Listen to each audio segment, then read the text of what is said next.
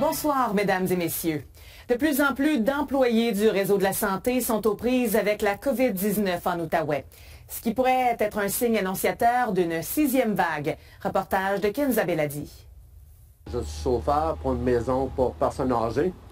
Puis j'ai remarqué que justement la résidence, ça a commencé à remonter encore. Certains ont l'impression qu'une 6e vague se dessine à l'horizon. C'est certain qu'il va en avoir encore parce que les mesures sont enlevées rapidement.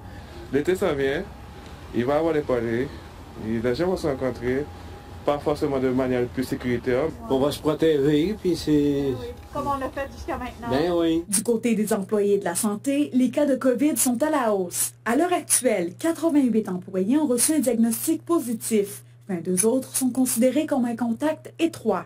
Il y a une semaine, c'était 50 employés qui étaient positifs et 12 en isolement préventif. Une augmentation importante qui vient accentuer la pénurie de personnel. Le syndicat des professionnels en soins de l'Outaouais demande à ce que le budget de statut particulier soit recentré pour améliorer l'attraction et la rétention. Les professionnels en soins veulent donner des soins de qualité, mais avec la surcharge de travail qu'il y a présentement, c'est quasi impossible parce qu'on leur en demande plus avec moins.